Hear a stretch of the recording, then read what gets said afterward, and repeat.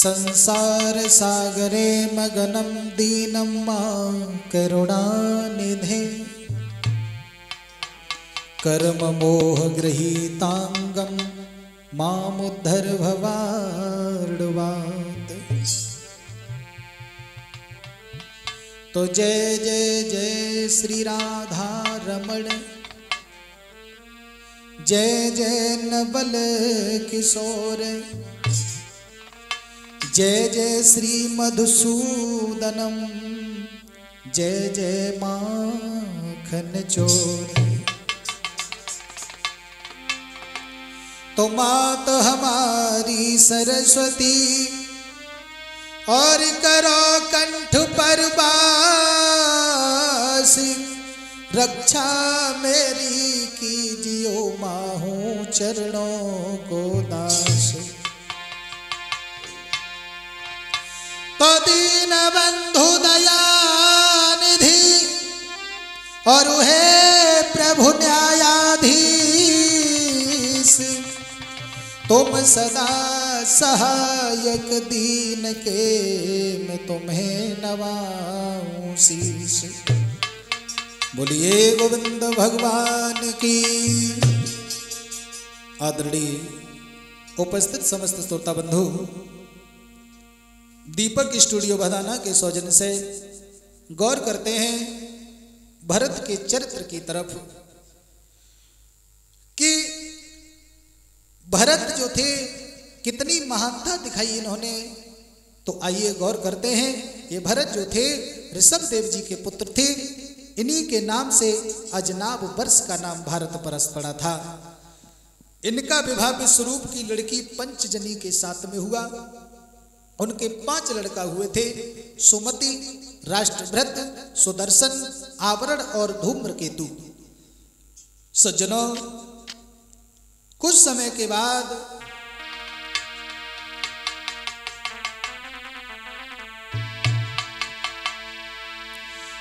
तो बीती बरस करोड़ और ढलो तन जोड़ तो भई गिलानी। राजभोग के चक्कर में के हमने कछु न जानी।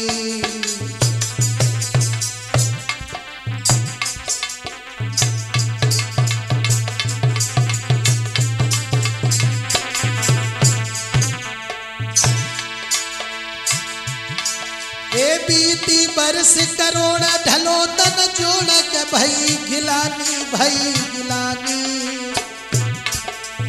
राजभोग के चक्कर में के हमने कछु नहीं जानी।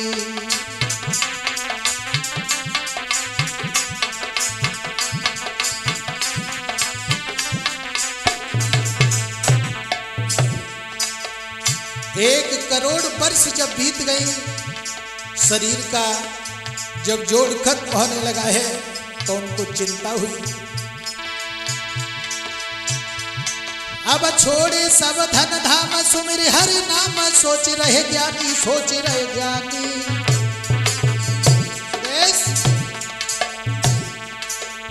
जो महलन में रहे होई है रानी, ये जो महलन में रहे होई है रानी, होई है रानी।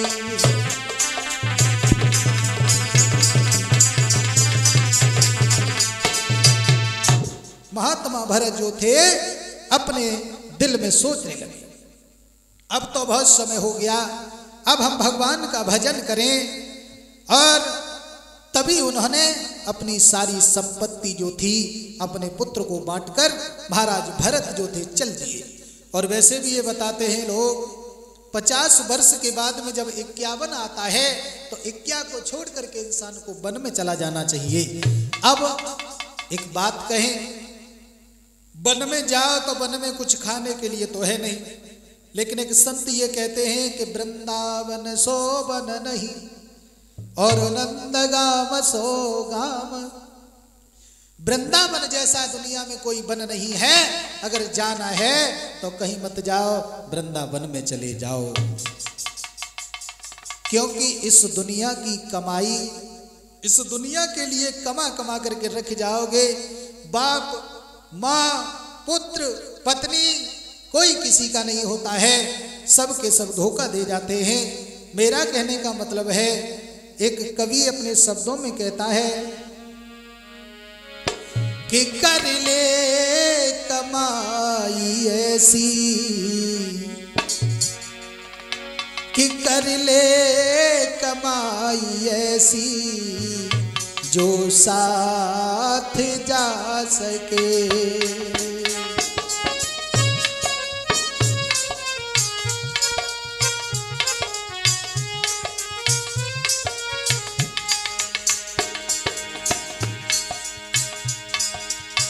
मुश्किल पड़े जो राह में तो काम आ सके,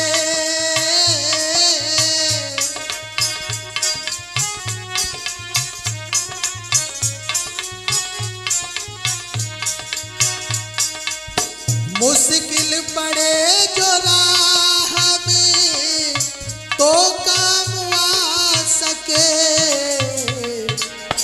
कर ले कमाई ऐसी जो साथ जा सके।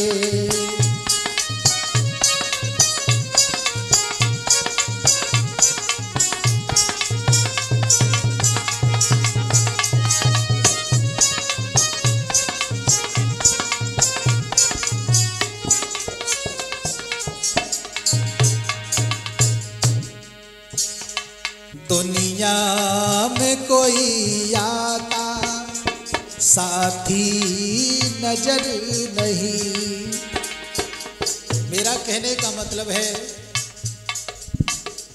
इस संसार के लिए कमाई कर कर के रख जाओ, उससे कोई फायदा नहीं है। सारी जिंदगी दौलत कमाओ, लेकिन जिस दिन इस धराधाम को छोड़ करके जाओगे स्वदेश, उस दिन कुछ साथ में नहीं जाएगा। दुनिया में कोई आता साथी नजर नहीं, कोई दे सकेगा साथ ये तो खबर नहीं।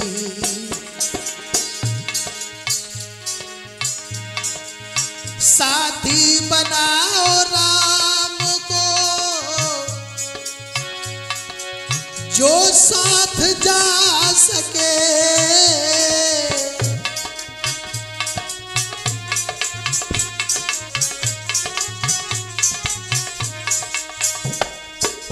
साथी बनाओ राम को जो साथ जा सके। कर ले कमाई ऐसी जो साथ जा सके।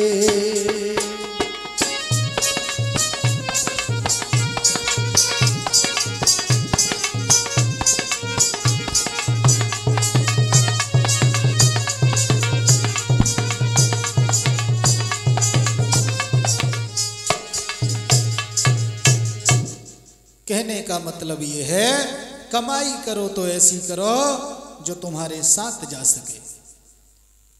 संसार के लिए कमा कमा के रख जाओ तो कोई फायदा नहीं है।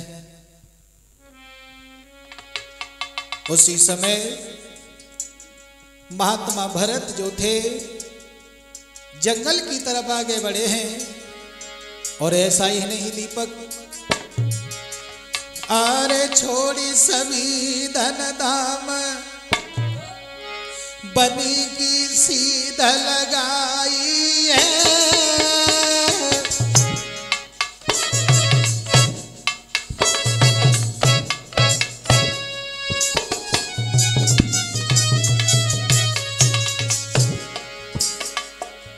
छोड़ी सभी धन धाम बनी की सीध लगाई है। और पुल है आश्रम और भूप ने सुरत लगाई है।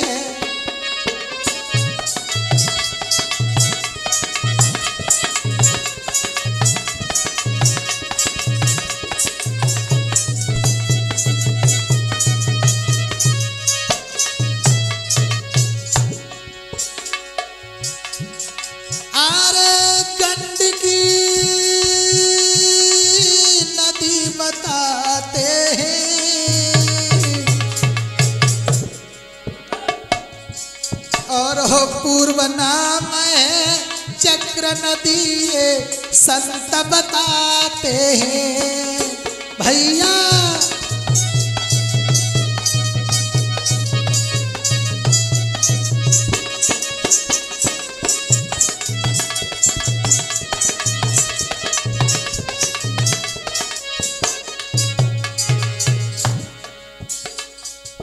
जिस समय महात्मा भरत आगे बढ़े हैं, पुल है आश्रम की तरफ जहां पर गंडकी नदी बहती है।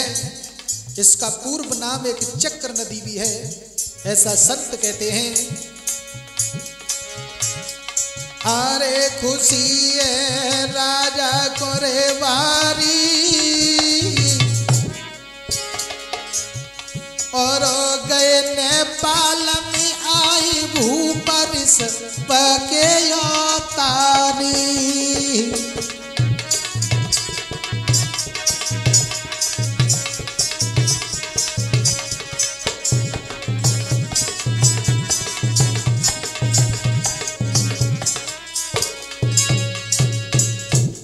महात्मा भरत आगे बढ़े हैं और नेपाल में जहां गंडकी नदी थी वहां पर पहुंच गए। सब कुछ छोड़ करके, उसका एक नाम चक्र नदी भी बताया जाता है उस नदी का, क्योंकि वहां चक्राकार के सालग्राम पाए जाते हैं, इसलिए उसे चक्र नदी कहते हैं। और वहां पुलह ऋषि का आश्रम भी था। वहां पर महात्मा भरत पहुंच गए तो वहां पर उस आश्रम को देख करके भरत बड़े मगन हुए और वहां नियम पूर्वक महात्मा भरत भगवान का भजन करने लगे। ऐसा ही नहीं, अरे परम पुरुष भगवान को के ध्यान करे तपधारी।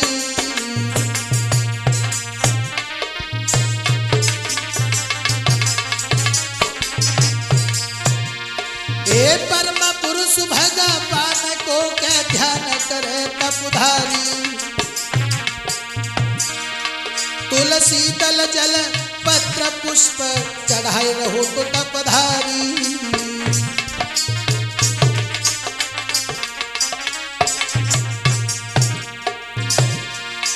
महाराजा कहे दर्शन देव गिरधारी,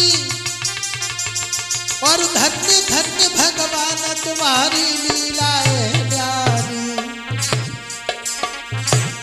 हमारे सांवरिया चलिए तो गंगा मैया नहाइए, जब निर्मल हो मेरे शरीर। हमारे सांवरिया चलिए तो गंगा मैया नहाइए, जब निर्मल हो मेरे शरीर। हमारे सांवरिया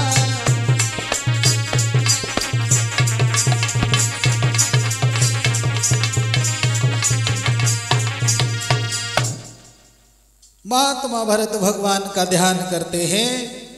और एक दिन महात्मा भरत ने क्या देखा है, उसी नदी में स्नान करने के बाद में 3 मुहूर्त तक उस नदी की धारा में भगवान का बैठ करके ध्यान करने लगे। एक दिन हुआ ऐसा, एक हिरनी जो थी प्यास के कारण व्याकुल थी और उस नदी में पानी पीने के लिए आई है।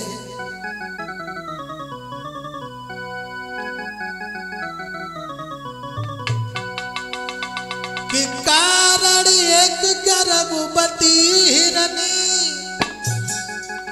और आप पहुंची नदी किनारे पर। तब तक ते उठा दहाड़ सिंह नदिया के उसी कंगारे पर।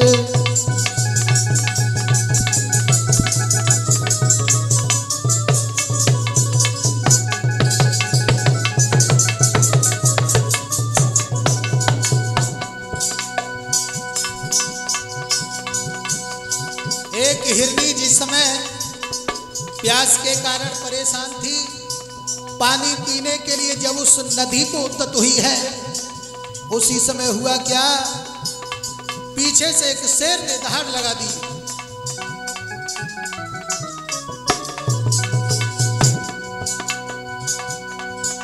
कारण एक गर्भवती हिरनी आप पहुंची नदी किनारे पर, तब तक दे उठा दहाड़ सिंह नदिया के उसी किनारे पर।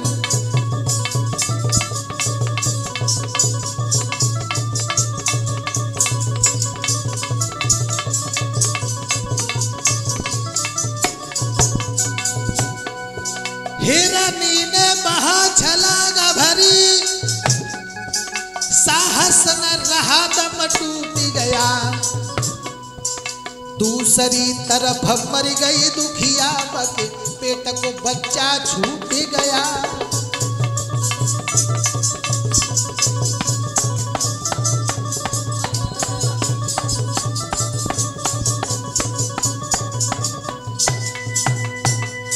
कहाँ सोए रहे मामा? उसी नदी पर एक हिरनी जल पीने के लिए आई है, तो वो जल जैसे ही पीने के लिए उद्यत हुई है, तब तक एक शेर ने दहाड़ लगा दी। जैसे ही शेर ने दहाड़ लगाई तो हिरनी जो थी वो घबरा गई। उसके पेट में बच्चा था, उसका जो बच्चा था वो तो उसी नदी में छूट गया। जैसे ही हिरनी ने छलांग लगाई, दूसरी पार जाकर के गुफा में घुस करके हिरनी ने अपने प्राणों को त्याग दिया और उसका प्राणांत हो गया। देखिए, संसार में कोई किसी का नहीं है। यहाँ तक बताते हैं कि अपना खून भी अपना नहीं होता है, क्योंकि हिरनी ने अपने चक्कर में उस बच्चे की भी चिंता नहीं की, और हुआ ये कि वो हिरनी गुफा में जाकर के अपने प्राणों को त्याग दिया। इधर में भरत जो थे भगवान की तपस्या में लीन हैं, लेकिन जैसे ही क्या देखा है भरत ने,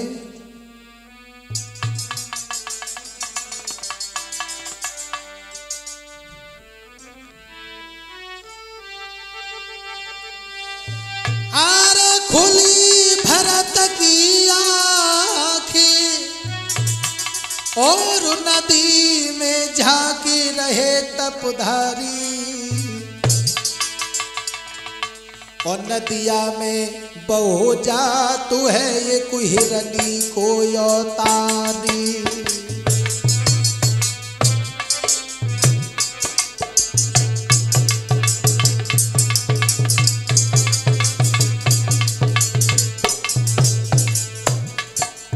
मामा,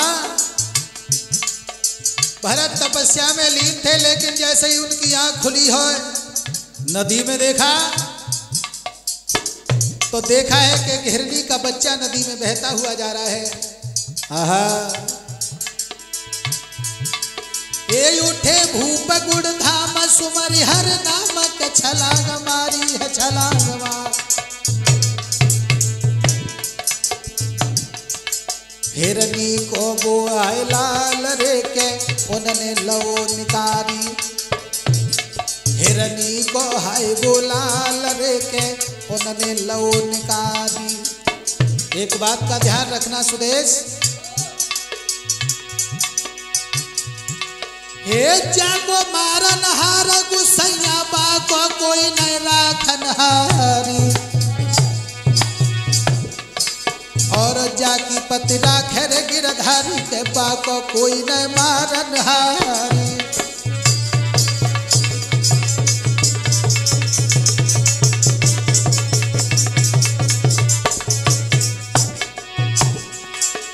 हर न मारत है काहू मरते सभी कर्म अनुसारी। एक बात का ध्यान रखना, ए हर न मारत है काहू को मरते सभी कर्म अनुसारी, और वो न बुरो काहू को सोचे छूटी के बतु है संसारी।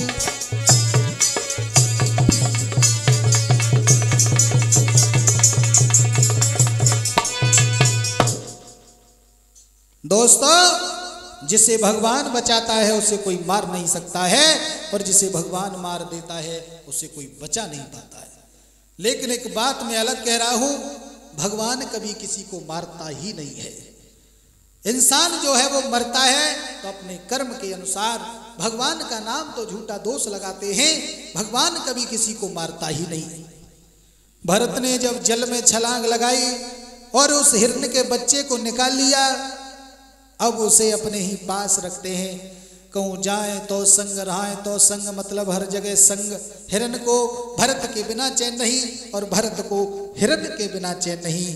हुआ ऐसा जैसे मणि के बिना नाग अधूरा होता है, उसी तरीका से बिना जल के मीन जिंदा नहीं रह सकती, उसी तरीका से महात्मा भरत उस बच्चे के बिना नहीं रह सकते हैं। भरत को उस बच्चे से बड़ा प्रेम हो गया और यहां तक हुआ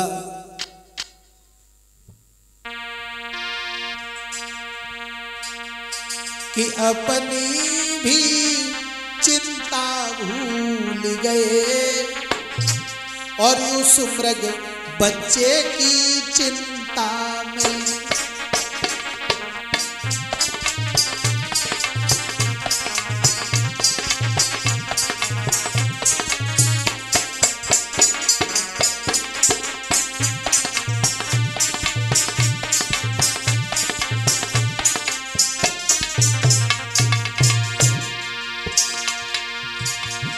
अपनी भी चिंता भूल गए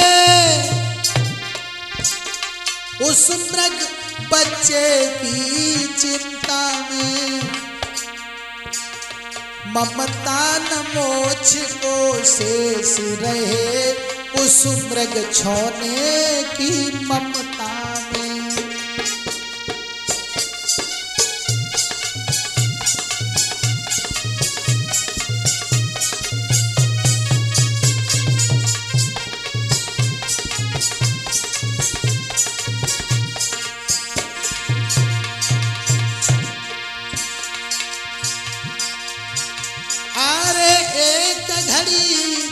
नहीं दिखे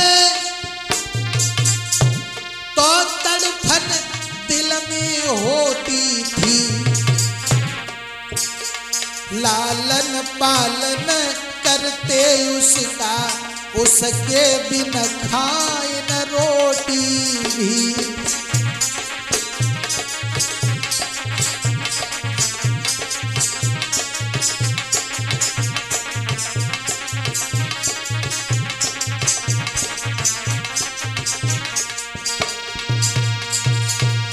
भरत का बड़ा मोह हो गया उस बच्चे से, नतीजा यहाँ तक पहुँच गया। साथियों, एक दिन भरत जंगल में घूमने के लिए आगे बढ़ गए, मगर वहाँ उस आश्रम से होकर के हिरणों का झुंड निकला है। तो उस बच्चे ने सोचा कि हम तो पाताल में पड़े हैं और हमारा परिवार जो घूमे रहो। वो बच्चा उनके साथ ही चला गया।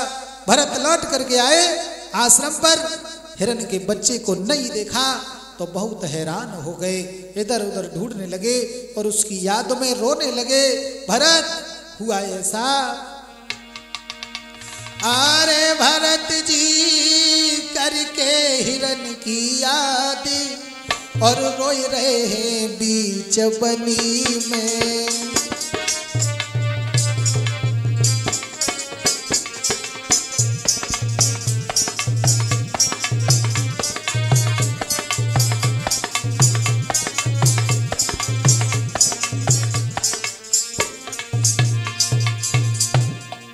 मैं कहना ये चाह रहा हूं कि संसार की ममता इंसान को कहां पहुंचा देती है। बेदना की लेखा न्यारी मुझसे रूठ गए गिरधारी।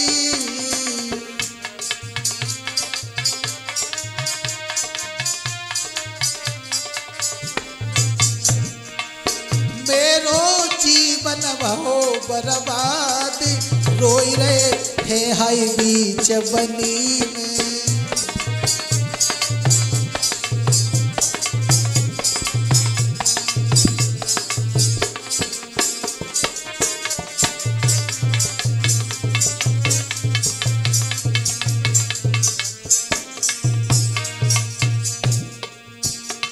बिन तेरे कैसे रहूं मैं ये बिरहा कैसे सहूं मैं,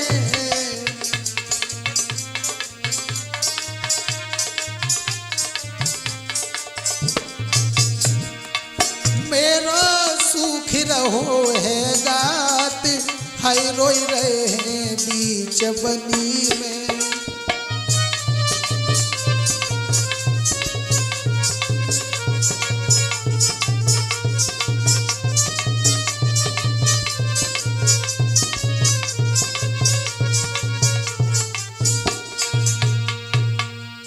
भरत जी बड़ा रुदन करते हैं, उस मृग की याद में बड़े ही अधीर हैं, चारों तरफ ढूंढते हैं, लेकिन भरत को वो बच्चा कहीं नहीं दिखाई दिया। उस मृग की याद करते करते भरत ने अपने शरीर को छोड़ दिया। दूसरे जन्म में वो हिरण के गर्भ से पैदा हुए। क्यों? क्योंकि इन्होंने उस हिरण को अपने दिल में बसा रखा था। पुरानी बात इनके मन में बनी रही, वो भूल नहीं पाए, तो अगले जन्म में ये हिरण के गर्भ से पैदा हुए। हिरनी के गर्भ से जब पैदा हुए हैं, ये हिरण बने हैं। मगर पूर्व जन्म के स्मरण कुछ शेष थे, उनको याद करके भरत को बड़ा खेद हुआ और माता मृगी को छोड़ दिया। कालंजर पर्वत से वो उसी गंडकी नदी पर आ गए और आधा शरीर नदी में डुबाए रख करके भगवान का ध्यान किया और उन्होंने मृग शरीर को भी छोड़ दिया। तीसरे जन्म में वो जाकर के आंग्रिस गोत्र के ब्राह्मण के पुत्र बने हैं। इनकी एक बहन और ये दोनों एक साथ ही पैदा हुए थे, ऐसा लिखा है। भगवान को अपने हृदय में धारण करके दूसरों की दृष्टि में पागल, मूर्ख और जड़ की तरह घूमते थे और भरत को कोई चिंता ही नहीं थी। इनको लोग जड़ भरत कहने लगे। इनको कोई चिंता नहीं थी, जो मिल जाता था वो खा लेते थे। एक कवि कहता है, बाह बहरे मौज फकीरा दी, बाह बहरे मौज फकीरा दी।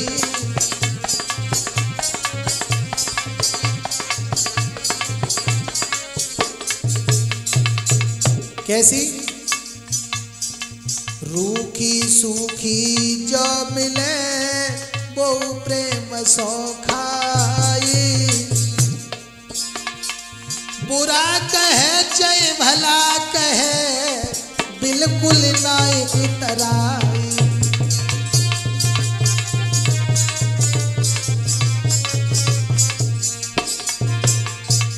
सुदेश बह बहरे मौज फकीरा दी, बह बहरे मौज फकीरा दी।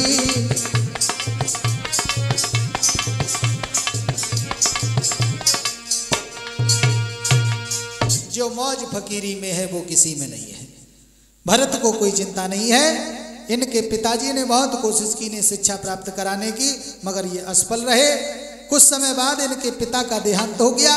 इनकी माँ भी अपने पति के साथ में सती हो गई और भरत और इनकी बहन को अपनी सौत को दे गई। इनके जो भाई थे उन्होंने इन्हें मूर्ख समझकर खेतों पर पशु पक्षियों को रखाने पर कर दिया, मगर भरत को कोई मतलब नहीं है। पंछी खेतों में चुगते रहे, भरत को कोई चिंता नहीं है। और भरत तो अपने मन में सोचते रहते हैं कि जो भी इस संसार में आया है वो सब भगवान का बनाया है। एक दिन खेत की मेड़ पर भरत जी लेटे हुए थे और देखा है कि खेत में कुछ पंछी जो थे वो चुग रहे हैं। तो भरत एक बहुत सुंदर गीत गुनगुनाने लगे कि कोई नहीं है बिन राम के और बिन राम के, अरे हम भी और तुम भी हैं सब राम के।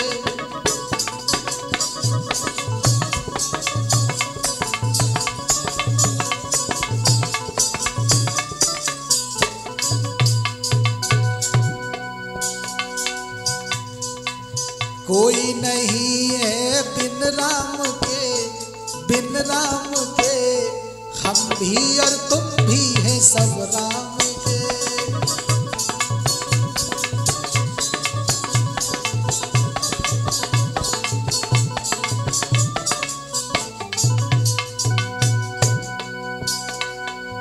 ए बच्चियों तुम नहीं शर्माना, भर भर के पेट खाना, भर भर के पेट खाना।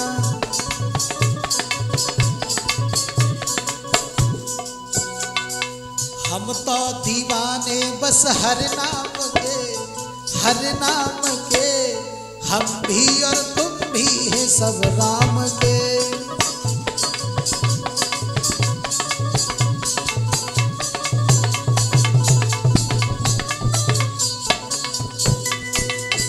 कोई नहीं है बिन राम के, और हम भी और तुम भी सब राम के।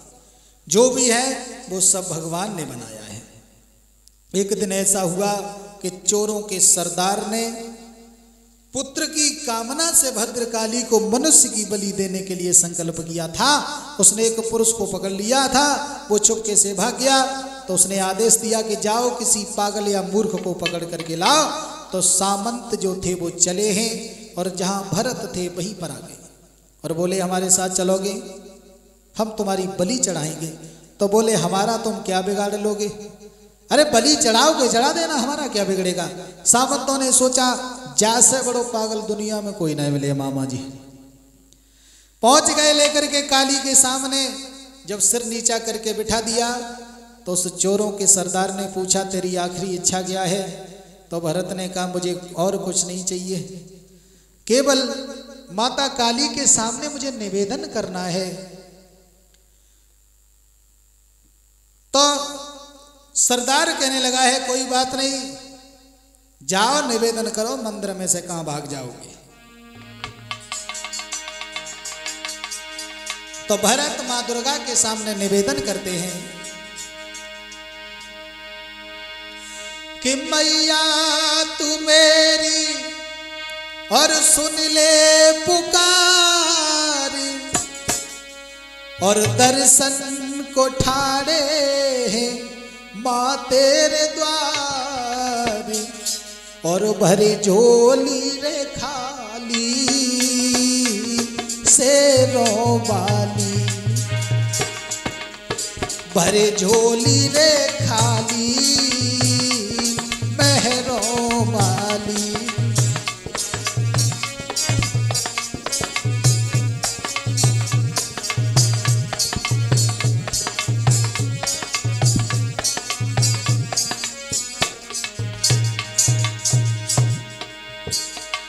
ये दुष्ट पकड़ के मैया मोई तेरे द्वार पे लाए।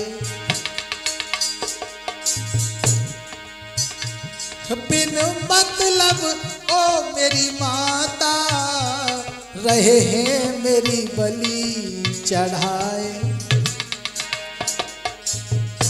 मुझे दर्शन दो निक मेहर करो, तू ही है जग रखवाली शेरों वाली। भरे झोली रे खाली मेहरों वाली।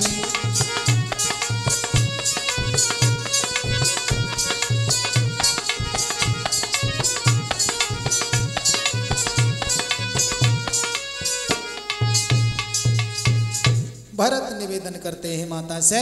जैसे ही माँ के कानों में भक्त की भाव भरी पुकार जब पहुंची है तो माँ काली प्रकट हो गई और सबकी गर्दन काट दी।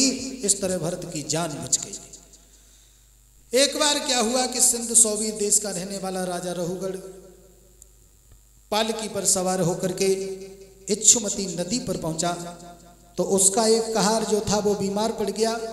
तो देखा है कि भरत वहां घूम रहे थे तो उन्हें ही उस पालकी में लगा लिया। लेकिन भरत नीचे देखकर चलते थे कि कोई जीव पैर से दब करके मर न जाए, इसलिए वे बड़े कूद कूद कर चलने लगे। जैसे ही भरत कूद कूद कर चलने लगे, आगे थोड़ी देर बढ़े और जैसे ही चींटी आई सोई भरत कूदने लगे।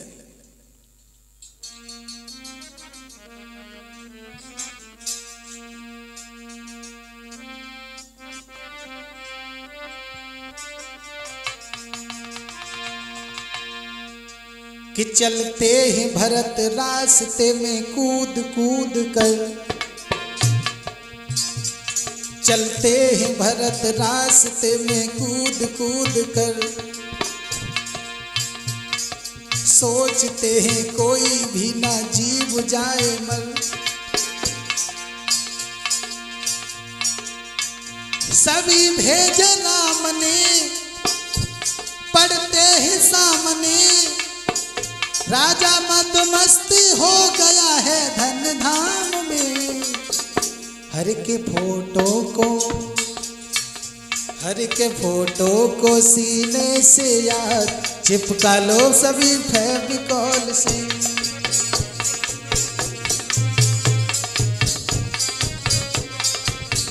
हर के फोटो को सीने से याद चिपका लो सभी फेविकॉल से।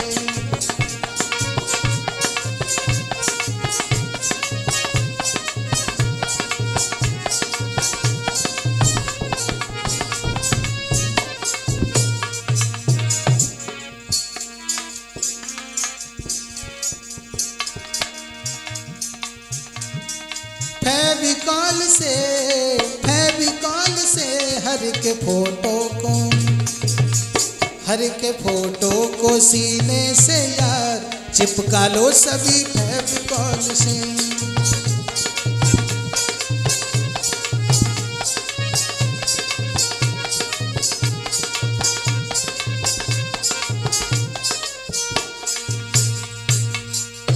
भरत कूद कूद कर चल रहे थे तो राजा रघुगढ़ बोला कहारों से अच्छी तरह चलो, और कहार बोले महाराज हम तो सही चल रहे हैं लेकिन ये जो मगर नया जो लगाया है ना वो कूद कूद करके चल रहा है। तो भरत फिर सही चले और जैसे ही एक चींटी पैर से पड़ी सोई भरत फिर कूदे, और जैसे ही भरत कूदे सोई राजा रघुगढ़ को क्रोध आ गया, और क्रोध में आकर के राजा रघुगढ़ कहने लगा है अरे जल गई क्रोध मसाल, भय द्रग लाल भूप कही बानी। आहा तेरी अकल ठिकाने कर दे रे के ओरे अज्ञानी।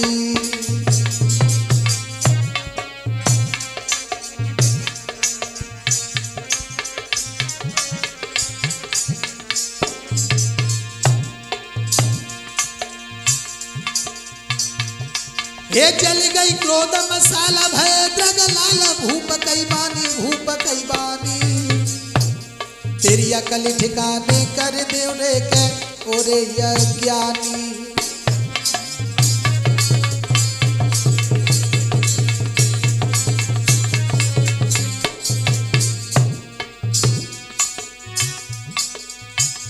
तब भरत ने गिरा सुनाई है मेरी बात सुनो न पराई है मेरी।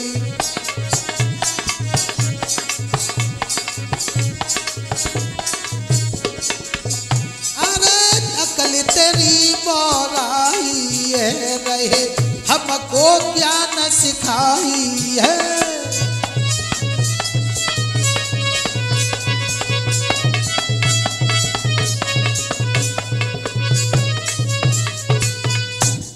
कहने लगे हैं भरत राजन अरे तू किसे ज्ञान सिखा रहा है, तुझे ये अभिमान है कि तू राजा है। ये मत समझ कि तू जरा सा राज्य पाकर के भगवान बन गया, इससे तुझे कोई श्रेष्ठ नहीं कहेगा। और तूने ये दीन और दुखी जबरदस्ती अपनी इस डोली में लगा लिए हैं, इससे ये मत समझ कि मैं बहुत बड़ा बलवान हूं।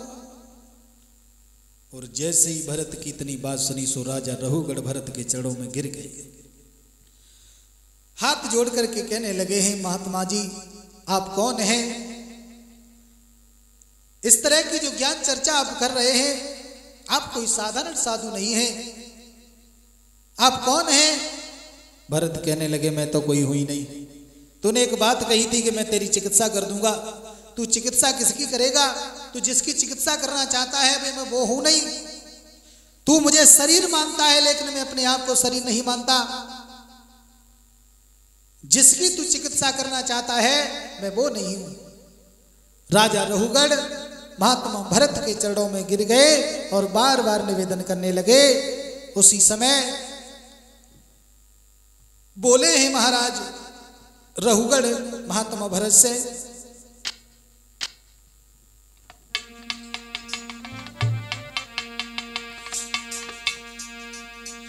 आरे कहे भूप तब भरत से अरे मेरे राजा, कोई सुना भूप चितलाई जी।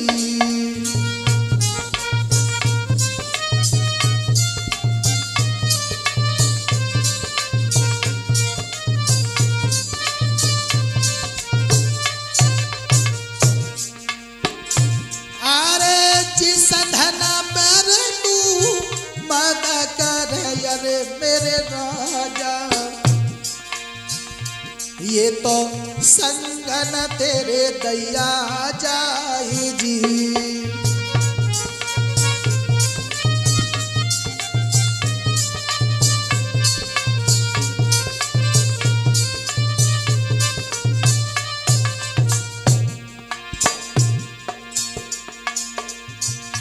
अरे जिस धन पे तू मद कर अरे मेरे राजा, ये तो संगन तेरे जाई जी।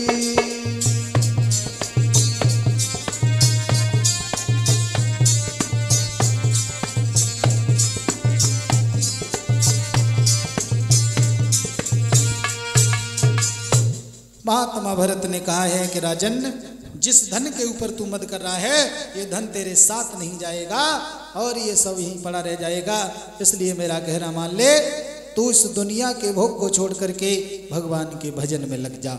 उसी दिन राजा रहुगढ़ को ज्ञान हुआ और महात्मा भरत को अपना गुरु बना लिया और अपने राज्य को छोड़ करके जंगल में जाकर के तपस्वी बन गया।